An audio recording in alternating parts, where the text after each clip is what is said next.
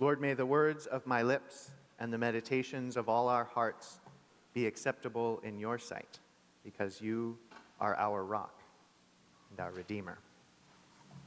Amen. There was a problem in Corinth. See, in those days, the early days, the church, any one local church, was more or less like the church around the world is today. Whatever is going on, whatever divisions or diversities there are in the church today around the world, most of them in those days were concentrated in each local church.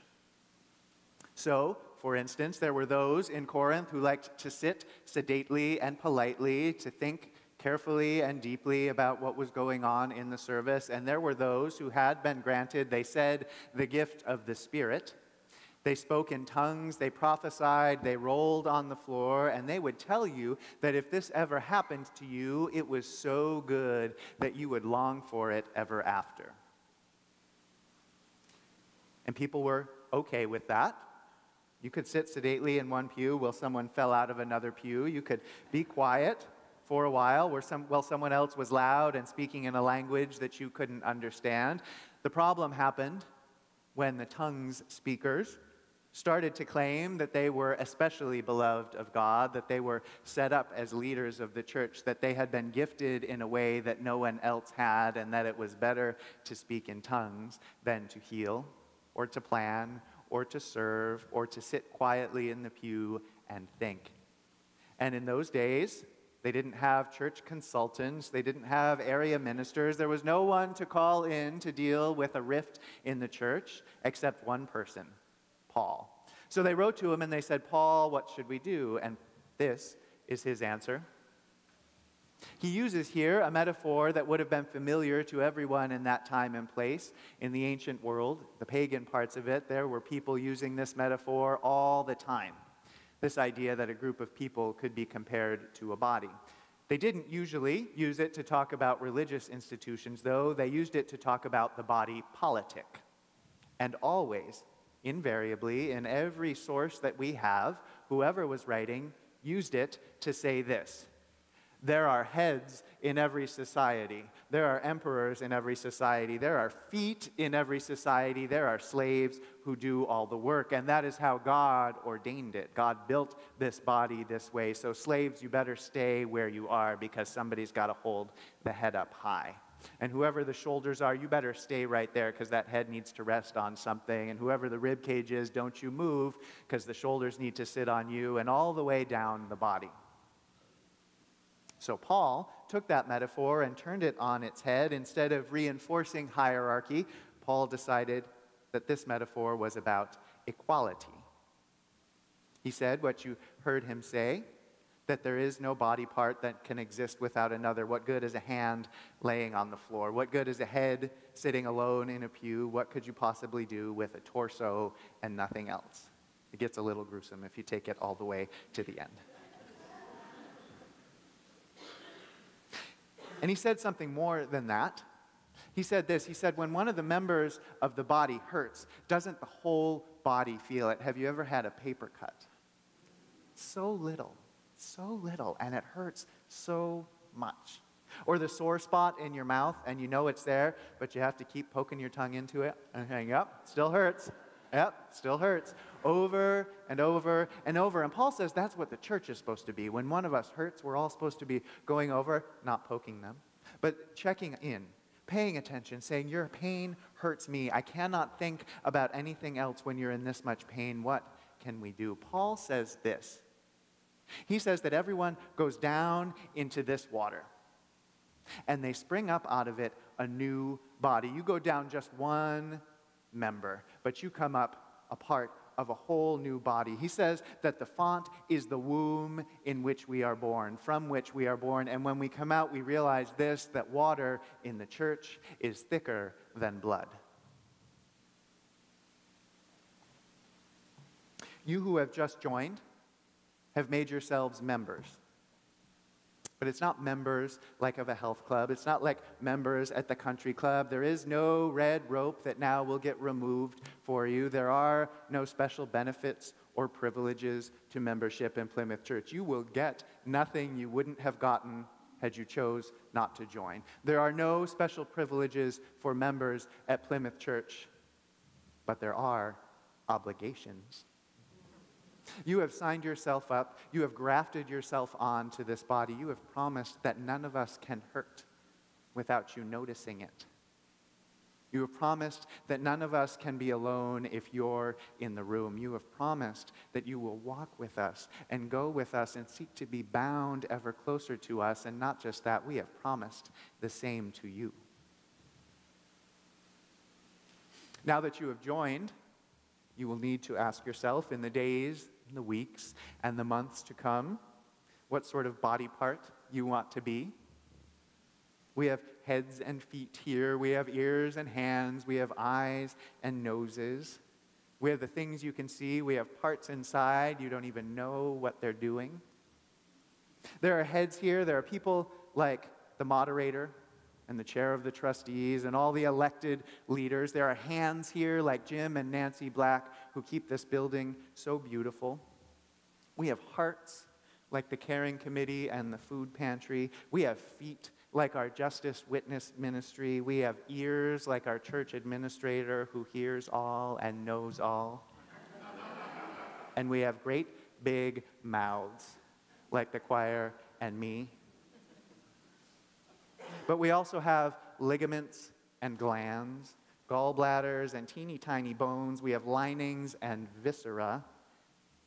We have things that are so important that have to happen every week. And nobody elects anyone to do them. There are just people that do them. And you could be one of those. Does anyone here know the name Don Quigg? Don Quigg was a member in this place for a long time. And it was his job to change the numbers on the hymn board. And he did it week after week after week. And nobody knew he did it until he died. And everyone came to church the next Sunday and looked at their bulletins and looked up at the board and back down, and no one knew what they were supposed to sing. God bless Don Quigg, but let's not have another one of those. I want to tell you about some of these hidden parts. These things that people do, these good people that do them that you don't know that they do. You may have no idea what your duodenum does, but I want to promise you'll notice if it stops doing it. Do you know that Frank Leonard takes a head count in this place every single Sunday? While you're all facing forward, he's pointing at the back of each one of your heads and writing it down so we can know how many people are here. Did you know, of course you know, that no one elected Anne Frank to welcome everyone here when they came in this place, but hasn't she shaken every hand in this room at one time or another? Everyone knows the Blacks work so hard on this building. Do you know that Greg Wright comes in most weeks with a wrench or a hammer to do heavy construction and repair here? Do you know Liz Hackinson does the planter out front every season? Pat Rector waters the pianos. She pours water into the humidifier week after week after week to help them stay in tune. George Bain and Elaine Wolf skip coffee hour every week and go up and count the offering. They're eager for others. Let them know if you don't lose your head in the face of a column of numbers. But then George leaves and takes Plymouth's bank deposits each week to the bank. You might have used the kitchenette down the hall over here and noticed that there are clean dish towels there every time you go in, and it's a different one every time. Do you know Nancy Black totes those home in a big plastic thing and washes them at home and totes them back, and no one asked her to do it? Do you know there's someone who gave an anonymous financial gift at Christmas of over $1,000 to be distributed to anyone in the church who could use a little extra cheer that holiday? Zoe Cornwall quietly tends 2 bulletin boards, keeping them straight and up to date. John Cowdery and Anne Frank comes to serve as greeters every time Plymouth has a blood drive. Susan Hawks and Paul Sweet decorate the church every Christmas. There's someone who gives me gift cards for the grocery store every month so that I have something more, something extra to give out to people who come to the door and ask for it.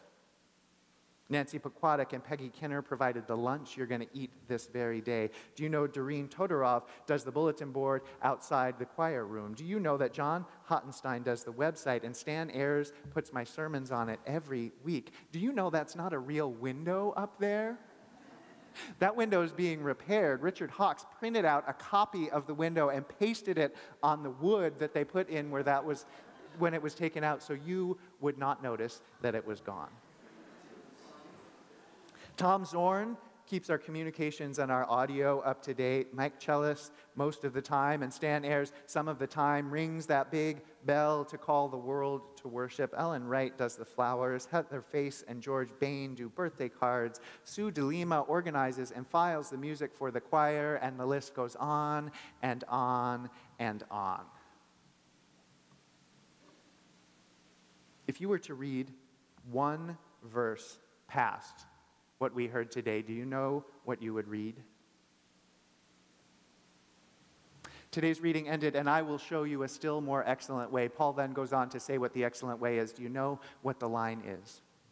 If I speak in the tongues of mortals and of angels, but do not have love, I am a noisy gong or a clanging cymbal. And if I have prophetic powers and understand all mystery and all knowledge, and if I have all faith so as to remove mountains, but do not have love, I am nothing. Does that sound familiar to you? You thought that was about weddings. The truth is, Paul doesn't think very highly of weddings, and Jesus doesn't say much about them at all, so we're always scrambling around for something to say at them. And so we took this passage and we pried it out of its original context, and we use it to be about human love, and it works okay there. But Paul was talking about the church. He was talking about this body. He was talking about all these new members, and he was talking about the font. He was talking about the water. That's the love that he's talking about. That human body that he's pointing to, it's 70% water, right? This church, I want to tell you, is 70% love.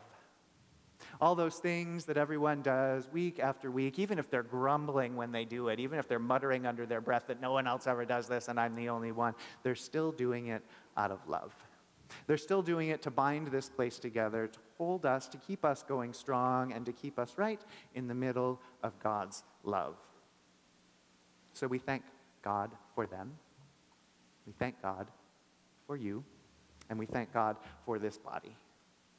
Will you do that with me now? Let us pray. God, for all these jobs, for all these tasks, for all these people who see them and just do them, we give you thanks. For the people who are elected, whose names show up on pieces of paper and people raise their hands over them, we give you thanks for all the work that they do. For the people whose names show up nowhere, we give you thanks. Show us what you would have each one of us do. Make us a meaningful part of this body. Give us work that matters. Give us a purpose holy and high, even if the task is small and menial.